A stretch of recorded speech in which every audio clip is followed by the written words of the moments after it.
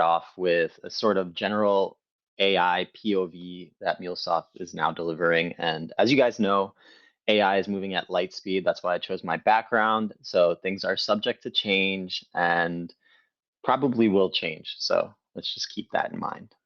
All right, so let's go ahead and get started. Before we begin, thank you all for joining us here today. I'm super excited to be giving you guys this demo on Cursor and MuleSoft and how you can really sort of increase your developer productivity. So I'll introduce myself, talk about MuleSoft's product evolution, how embedding AI into our platform, and then we'll jump into the demo itself, which is for API design. And I'm going to give you guys a quick bonus. So we're also going to go over integration design as well. So if you guys didn't hear, my name is David Camposano, Solutions Engineer here at MuleSoft, and I primarily work in the technology, media, and telecom space. And I'm based out of New York City, and that is me. So platform AI. So bring the power of AI to the Anypoint platform. And we here at MuleSoft think we are uniquely positioned to empower your organizations and your enterprises because AI is all about connectivity, and that's what we do best. So you see that here, and you know at MuleSoft we love our 3 tiers architecture. So we'll start at the bottom, and this is MuleSoft's bread and butter, unlocking data across any system, whether it's a legacy system, a SaaS application, or an homegrown OMS, for example. And then in that middle layer, we have our AI models, our AI systems, such as vector databases, and MuleSoft also empowers you to connect and integrate with those as well. And then finally, at the very top, we have our customer experiences, whether it be an Agentforce agent, a homegrown agent, external AI agent, or your typical customer mobile applications, web apps, etc. So that's how we think of MuleSoft can really unlock AI for your enterprise. And here at MuleSoft, we like to think of AI or our strategy. We have this coin in the middle, and it represents 2 sides of the same coin. So on the left-hand side, we're talking about how we're using AI to improve our products and the developer experience. And then on the right-hand side, we're talking about how MuleSoft empowers our customers to really unlock the power of AI across their systems. And so we have this slide here. It's called AI-enabled Anypoint. And so this essentially is just talking about how MuleSoft empowers AI throughout the entire developer lifecycle, from design, build, all the way to test. And we're also introducing a operations agent that's going to be embedded directly within Anypoint Exchange. And so this has been available for quite some time now. We have generative APIs. So you can do this with Einstein, but you can also do this with Cursor, and that's what I'm going to be showing you guys later. We have generative documentation, and we know how much of a pain documenting your APIs can be, and now we've enabled our users. So once they've gone and published their APIs to Exchange, you can now generate documentation with 1 click. And this is the Anypoint Exchange agent that I was talking about. This really is allowing your admins and developers to sort of search your entire catalog without having to scroll manually. So you could just ask, do I have any APIs, in this example, related to American flights, which is our tutorial, as you all know, or it could be, do you have an API related to NetSuite or something along those lines? And generative flows. So we have Einstein to help you build out your flow in natural language. And it's not only limited to Einstein, you can also use your favorite AI LLMs as well. So generative transformations, at the heart of every integration, we have data, and data residing in one system and having to land in a different system. And for that, we definitely need to do transformations. So now we can go ahead and do that powered by Einstein. So we have powerful mapping capabilities powered by LLMs. And then later this year, we are going to be releasing the generative testing. So now you can go ahead and generate M-unit tests with 1 click using AI. And so this is kind of where we're going to be talking and spending a lot of time today. And essentially we're bringing MuleSoft your way. So you can choose to use MuleSoft in Anypoint Studio, or you can choose to use MuleSoft in VS Code, or use your favorite AI-powered IDE such as Cursor, Windsurf, or Tray. Personally, I always use Cursor, but we give you the option here at MuleSoft. And so powering generative AI ability, and that's the crux of what we talk about at MuleSoft, building that composable and architecture, your building blocks of your enterprise. And so now I'm going to be talking more so on the right-hand side, how we're helping customers adopt AI across their enterprise. And the way we're doing that is with the MuleSoft AI chain. So if you don't know, it was a project born from solution engineers here at MuleSoft. And we saw a sort of gap in the market, or at least in our community, that our customers really wanted to harness the power of AI. So we built a suite of connectors that allow you to embed AI directly within your integrations. And here are the connectors that we have available with the MuleSoft AI chain. So we have the AI chain connector, which was GA for quite some time, and that was like V1 of Mac. And we have slowly and surely added connectors to our sort of repository. So we have the inference connector, which I think is like V2 of AI chain. It's lighter, gives you more flexibility with models. You can bring your own model as well. And this is all done in a configuration-based manner, so you don't really have to worry about all that code and understanding the signatures of different APIs. And of course, we have our Einstein connector allowing you to connect to the Einstein LLM. We have the Agentforce connector as well. So when you're developing your Agentforce agents within Salesforce, we provide a seamless connectivity there, so you can interact with that Agentforce API. And of course, vectors, which is actually not beta. I forgot to update this. Things are moving so fast. It's now GA. So the vectors connector allows you to connect to practically any vector store, especially the industry favorites like Milvus, Chroma, Pinecone, PG Vector. And we also are working on Amazon Bedrock. That is slated to go GA. I'm not sure when, but it's a very powerful tool as well. And then we have our open source connectors, WebCrawler and Whisper. I believe those are also in the process of being GA'd. Those might take a little bit longer. WebCrawler essentially lets you scrape web pages. So if you have some company data that lives on a web page, you can then go ahead and add that to your vector store and allow agents to interact with that. And then Whisper, speech to text, text to speech. So yeah.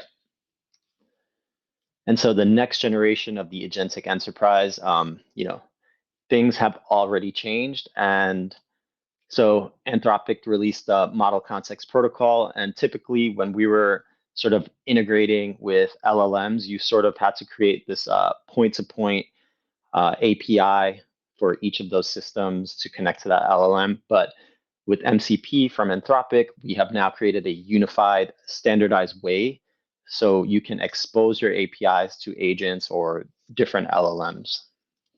And that said, once we're moving towards this agentic future, we're talking not only single agents, but we're talking multiple agents. And Google released the agent-to-agent protocol, allowing agents to communicate in a standardized protocol. It allows you to really collaborate and have a defined sort of pattern that your agents are all going to use. That also makes them discoverable as well.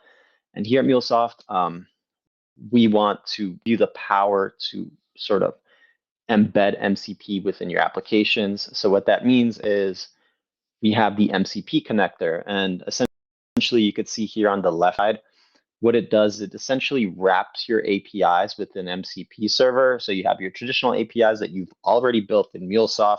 They then can be exposed to MCP in a sort of configuration-based manner. And here on the right-hand side, we could see the connector and all of its tools. So it's not only acts as an MCP server, you can also you can act as a client to other MCP servers, so you can communicate with them as well. And very similarly to MCP, we also have A2A support. So this is all GA right now. You can add A to A servers and MCP servers to your Flex gateway, allowing you to create a sort of governance and control and observability over your agentic workflows. All right, and with that said, let's jump into the actual demo. So let's go over to Cursor. Oh, before I jump into Cursor, this is all about designing an API speaking to an actual database. So I figured I'd show you the database before we dive in. And so this is built on Postgres. It's a Postgres database. And we have an accounts table, which is right here. Just wanted to show you. And I'm going to be using some tools within this database tool. So the first thing I'm going to show you is how we can grab the database schema or definition. So I could go to Generate SQL, so select DDL, and then it has the entire database definition, right? And we know that LLMs work best with context. So the more context we can give our LLM, the better it's going to perform. So we can see we have the different columns, account ID, from, to, first name, last name, address, etc. So it's typical account database. And the next thing you can also do is you can export this data. So if I click export, I can choose the format. I usually use JSON, so I'll just hit next, next, next. These are not really important. And then I could copy it to my clipboard. So I would do that, hit proceed, and then that data from this database is all in JSON format. All right, so now I've shown you the database. Let's go over to Cursor itself. And so Cursor, just like VS Code, you have extensions, and that's how the Anypoint code builder lives within Cursor. You can see it right here. It might be a little small. Let me see if I could zoom in here. Yeah, I'll just zoom in a little bit. So if I click on the Anypoint code builder extension, I'll hit design an API. I'll give it a name. Let's call it Mule Meetup API 08-1425 V1. I'll select my business group. I'll go ahead and create the project. And so this opens up a new Cursor window, and what the Anypoint Code Builder extension just gives you a sort of scaffolded YAML file, which is your open API spec. And as I mentioned, this is all going to be done with natural language. So I figured I'd show you the prompts that I'll be using and walk you through them. Okay, so here are the prompts I have. And just like I showed you in the database tool dbeaver, I have the accounts schema right here. So all the different columns, and then I give it some instructions so it understands what type of API to build. I say this API, it should get all accounts, it should get an account by account ID, and it should also be able to create an account. I supply the methods, get and post, some response codes I want included, and then I give that accounts data that I copied to my clipboard. Right here, it's just an array of JSON objects that were in the database. So let's just copy this all over, and I'll swing back to my API that I have here. I'll just paste this and hit enter. And so the LLM, just a couple notes here. I'm using the Claude 4 Sonnet model in Cursor. You have different options, GPT, GPT-5, which was free until yesterday, no longer. And so then it creates sort of a checklist of things to do. So it's going to go ahead and get the endpoints and the SQL data models. It will define the account schema based on the table structure, and then generate the different endpoints. So I'll hit keep all, and then I'll walk you through the API itself as well. Okay, so it gives you a little summary of what happened, but let's just walk through the API. So you could see the paths, accounts. So this should have get and post. So it has get all accounts, gives you description, all those tedious little things that nobody likes to do, like descriptions, and gives you the post method right there. And then if we scroll down, we'll have the accounts/account ID. And let's see, so the response, okay, that looks good. So one thing to note that the post body does not have account ID because that's going to be generated by our application. And so this looks, oh, and just the schemas, right? We have the account schema with the different columns matching the properties, etc., strings.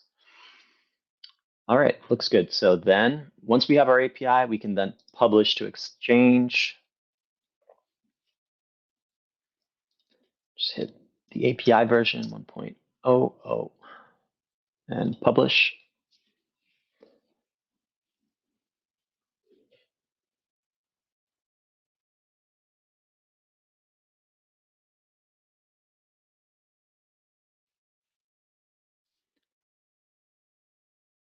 And once this is published, I will then show you one of the features I quickly talked about during that brief presentation as well.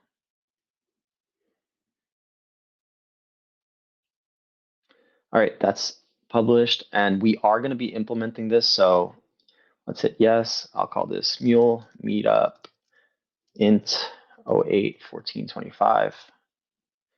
Select the target folder. That looks good. Runtime, Java version, and then let's swing over to Exchange. While that is working, I'll hit refresh here, and we see our API, right?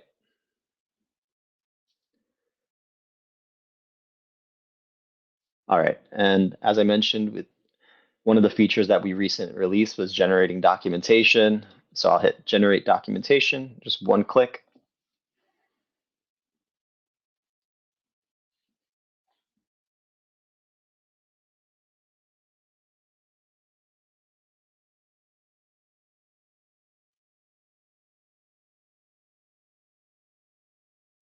And so behind the scenes, this is actually using Einstein LLM.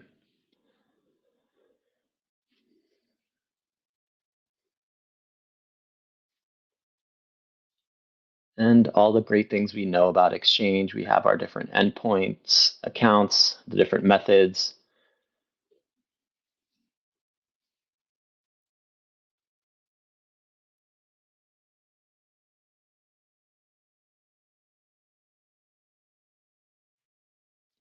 And, you know, we have to be kind to our AI agents. So when they take over, they spare us. An error occurred. That's interesting. That hasn't happened to me before.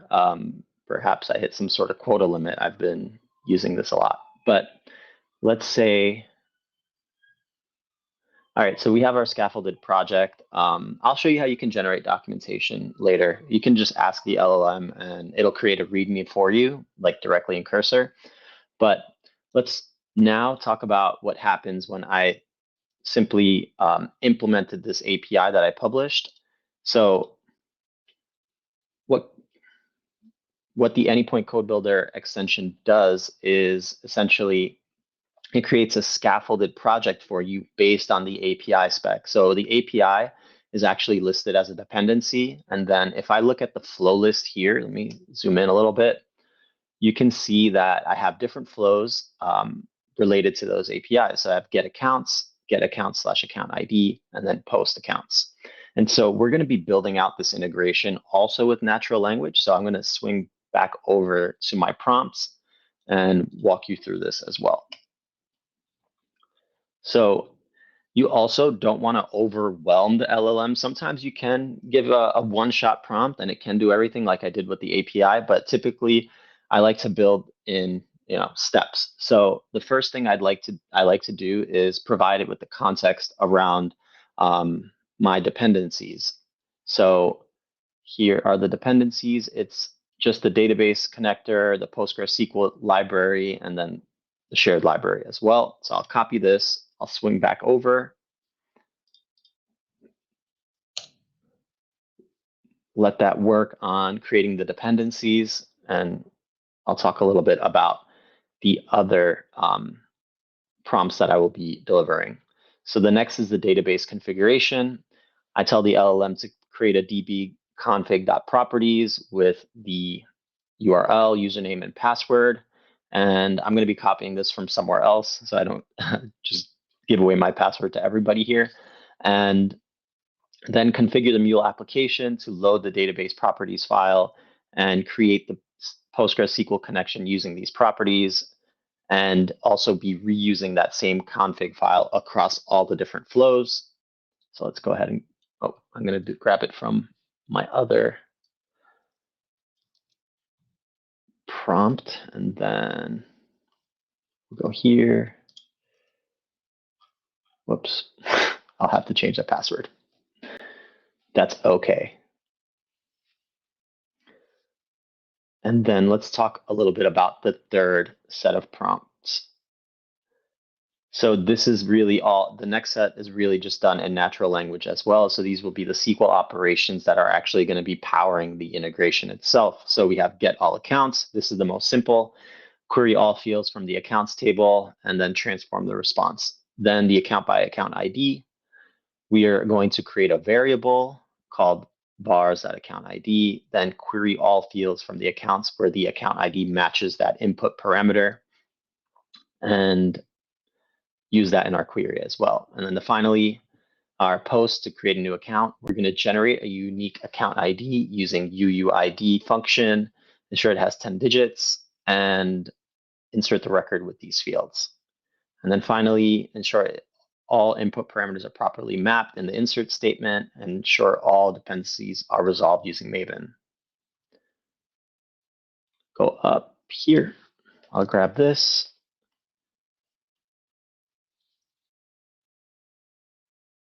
All right.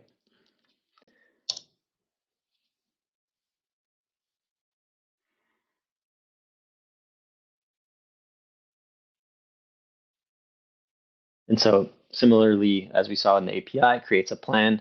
So the first thing it's going to do is build out the get accounts flow. Then it will go over to the account/account ID. And then we'll take a look at those as well.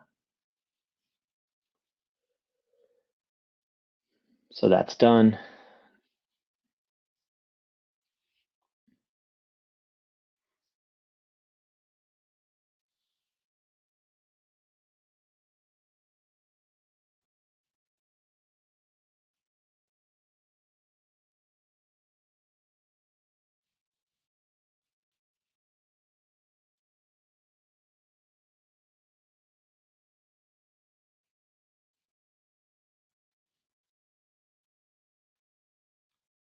So let's see the plan. Okay, so now it's running the Maven dependency resolution.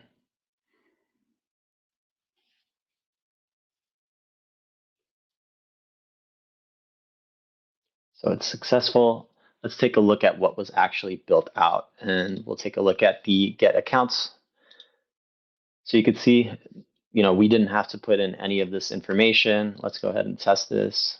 Connection is valid, so it used the connection parameters that I provided and then transforms the payload as well. Let's take a look at the accounts by accounts ID.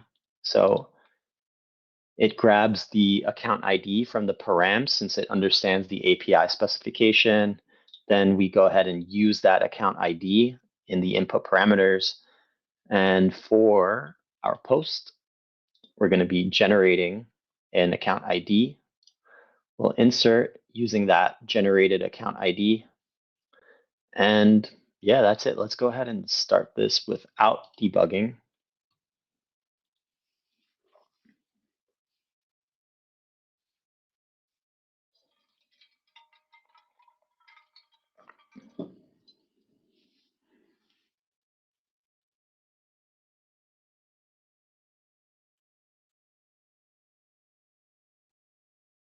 All right, it's deployed.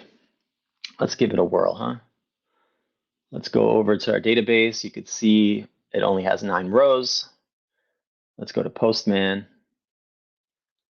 So I have my accounts, account API Mule. So let's test getting accounts. And it's localhost 8081 API accounts. And so the last person on that database row was Victoria Kotick, my colleague. Let's grab this account ID.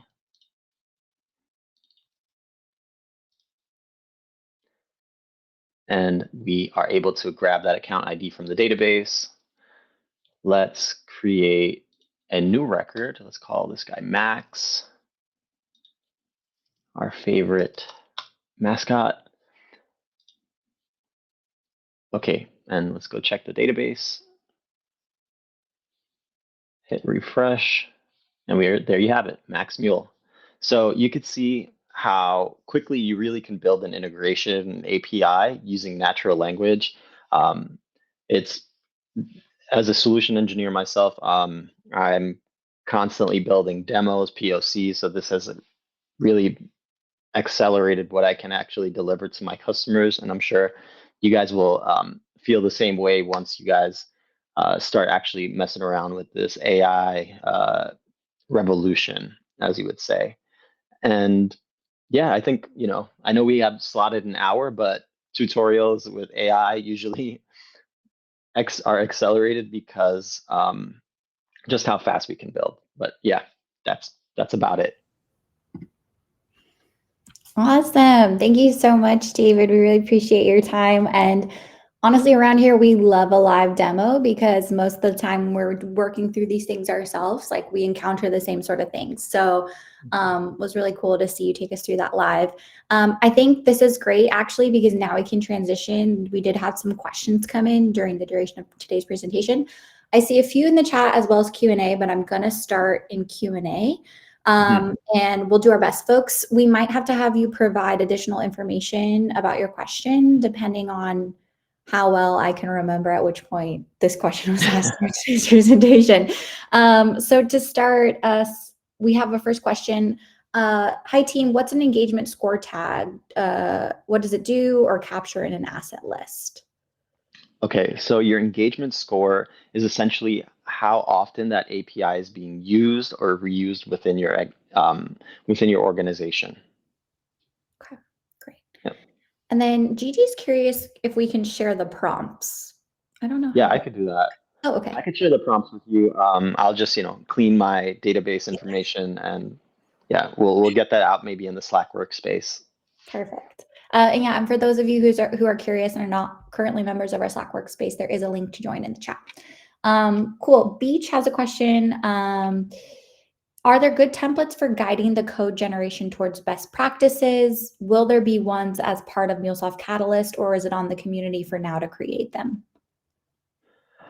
In terms of best practices, we're working internally to really hone in and refine what the actual best practice is like when we're communicating with LLMs, but we don't have anything officially coming, but I think we can sort of provide guidance around that. I think it's my general sort of recommendation is to really use the LLMs like any other developer would, provide context, things like that. So um, in Cursor, there's something called Cursor rules, and essentially what that is, it you're creating a sort of planning or documentation guide that instructs the LLM on every response, essentially, or every query. So you don't have to constantly tell them, "Hey, I'm working on a MySQL database." Like you could create that rule and say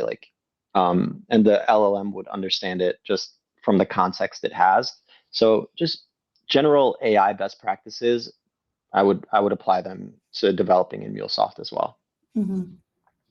And then Beach too, to your point, like if you have best practices as you're going through these things in the community, I'll do my best to try and maybe create a repository. So we have a place, maybe it's in Slack, maybe it's somewhere, so you all can work with one another to figure out like what's working, what's not, because things are changing so rapidly. I feel like it's probably best it comes from the folks that are in there tinkering around every day. We have another question related to engagement score. So how is the engagement score calculated? What are the factors that matter? Um, I honestly, I would have to get back to you on that. I know that we have like these tools. like now with the MCP server, like MuleSoft has exposed a MuleSoft MCP server that essentially uses the Anypoint Platform API, and it can generate these engagement scores or give you sort of like a health check. And I could drop a video that one of my colleagues made, um, sort of using the MuleSoft MCP server and generating a health check on your organization, and it'll give you insights, best practices, things like that. It was really, really, really cool. So yeah, we could share that. Maybe we could get him on here as well. Yeah, that'd be awesome. So I'll get the Yeah. name from you posted hmm as well. Tom has a question. Is Cursor able to create, run unit tests and iterate till the test is green? I know that's possible in a native coding context. I haven't tested it out myself, but I would imagine so. Cursor's, every day it's getting better, and there's enough documentation, I think, out there on MUnit where it could sort of fix itself. I would say, just test it. No promises. Yeah. It's AI. Yeah. Proceed with caution, I feel like should be our tagline. Awesome. Binal has we might need a little bit more context around this, but just in case David understands right away. So for practice, is it the same training account that would work? Like yeah, I would say. So you're saying like you have a MuleSoft trial account? Is that? I think that's what what Yeah. we're referring to here. Yeah, like the only thing you would need to bring is essentially your cursor. There's a free tier, so you should be able to get away with just the free version and run on your trial account as well. Mhm. And so for folks, if you are a member of our Slack workspace or if you joined today, we're actually running a like low profile feedback group around using Cursor and MuleSoft your way. If this is something that interests you, please DM me on Slack, because there's an opportunity to see like kind of what we're building and where we're going ahead of launch. So this is available to folks in our community. Cool. Let's see. Here we are. Wow, this hot topic. Glad we left some time for Q&A. All right. So can we use natural language and Cursor to update an API, such as change what type of database it is connecting to? Yeah, yes, I would say short answer, yes. Just provide your database credentials, make sure you have the correct dependencies and libraries. Well, if you're just talking to API, of course, because the API is like agnostic. It doesn't really care about the downstream system. But if you're updating your Mule application itself, the integration, yeah, just make sure you're testing and you have all your configuration get good to go, basically. Mm-hmm. So this is more like a personal question from Tony, and maybe David, you could speak from experience as someone who like Mhm. generates a ton of demos and uses code day to day. So with all of these AI development tools now at our disposal, do you think our employers will have increased expectation of us engineers to turn out more project code and take on more simultaneous projects than that was traditionally possible when you were just using a human? Um, I think it varies org to org. There are some organizations that are very AI forward, but what I've seen, like just in the field, a lot of enterprises companies are slow to adopt AI, and I think AI is really just an amplifier, enabler of your own productivity. I don't think it's going to take over. I think that as long as you're using it in a very like structured way, like you have a repeatable sort of process, then I mean, yeah, essentially you will be more productive. So they might start expecting more, but yeah, I don't know. Hard to answer that one. Yeah, I think we'll see with that one where it's going. I know, like speaking from experience here at Salesforce, I know we're very much in tune with like it needs to be AI plus human. And so like you're still limited, right, by like quality control, like employees. So we'll see. we're watching this one closely as well. You can prompt your AI, think Yeah. like a staff software engineer and review this code for me, tear it to pieces. So yeah. Exactly. Yuresh has a question. I see you use Claude LLM. Do you have a similar experience with other agents as well? Different models. Yeah. I typically have really used a lot of Anthropics, but I've been messing around with Gemini because I have it for free. So Gemini is pretty good as well. I think that Cursor itself has a better experience because regardless of the model, right? I just think that it's easier to work with Cursor because you have that chat the chat UI instead of just working the terminal, and you can't put new spaces and whatnot. It's really easy to see how you're structuring your query to the LLM. But I've used Gemini as well. It's pretty good. 2.5 Pro, I believe, is the model to generate Mule code as well. So both have been pretty good. Yeah, and folks, if you have experience with different models, please write in. We have a blog. We'd love to hear about your experience and share it with others as well. That's the beauty of community, is like we're kind of an open source here at this point, with just like everything that's changing rapidly hour by hour.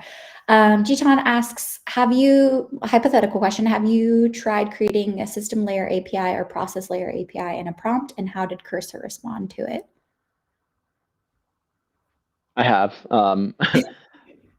Yes. So first, I typically I built out like a full three-layered architecture, experience process system with it was like an agentic framework type of thing. And I typically like to start it off with like a big planning document. And so um, it took, let's say the system API is pretty straightforward. We're just grabbing the data. It's sort of like raw. It's easy to access that. So it doesn't really have any issues. And then when you get to the process layer, it's more so around, transforming the data and those things. So I would say there's where you're going to need to, prompt the LLM a few times, make sure that the data weave is correct. And I would say the data weave is probably the most difficult part, but it's possible. I've done it. Okay, cool. A few more questions and then we'll let you go here. Danny asks, can you generate this structure? I'm not exactly sure what this was referring to at which point in the presentation, from a file provided by the client, for example, a WSDL or a Swagger. Yeah. Okay. So those would be like an API spec. I haven't tried it with WSDLs but it's all about testing here. I would say yes. The AIs, the LLMs have a lot of context around different APIs and whatnot. So I would say it should be able to do that. Okay. And then how do you refactor the RAML to be more structured? Do you mean Yeah. just like white space, things of that nature? Victor, if you could give us a little bit more context, that'd be awesome. But in the meantime, let's go with that. Let's assume. Okay, well, so if that's the case, like I would say the LLM, there honestly, it's so powerful that you just tell it exactly what you want from this API. If it's structured like in a incoherent way, you just tell it natural language. Let's make this more coherent, more more organized, whatever it is. Mm-hmm. Or if it's just formatting, then yeah, definitely like, hey, like clean this up. Yeah. Yeah. Cool. Are there plans for data graph configuration to be exposed as an MCP server for configuration from AI developer tooling? I don't know if we can speak to what's coming. Um, I don't necessarily know the complete roadmap. Yeah, I'd say just stay tuned. A lot of things are coming down the pipe. Maybe wait for Dreamforce because Dreamforce, all the big announcements are coming at that time. So yeah. I would double down on that. Stay tuned. I think there's going to be a lot of cool announcements coming closer to Dreamforce. So we, of course, will set up enablement sessions too for you all ahead of that as well, so you don't miss a thing. And then could you recommend any secure method for sending credentials to Cursor for config generation?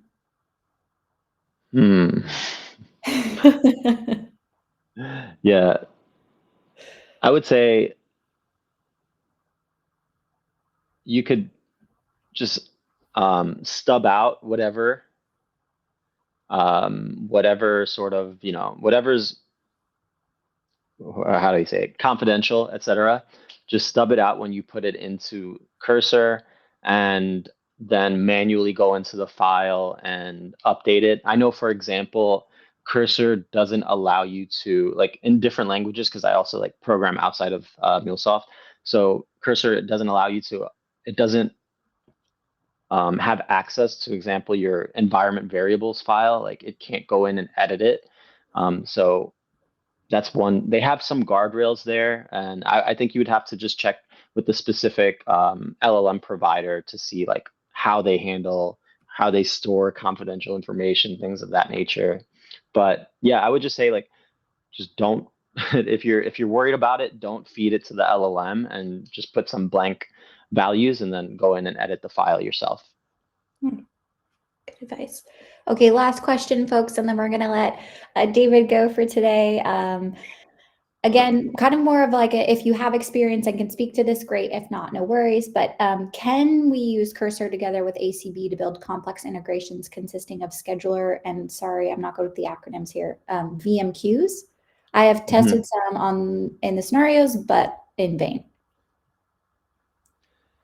Yeah, so I've built out some complex integrations, but I would typically say like really structure it, like go start granular. Like if you know you need a scheduler, hey, put in a scheduler and for whatever time, or add the VMQ, make sure your dependencies are there first before you start asking Cursor to add it for you, because that's where typically I've seen some issues arise around dependencies and things of that nature. But start small and just build your way up.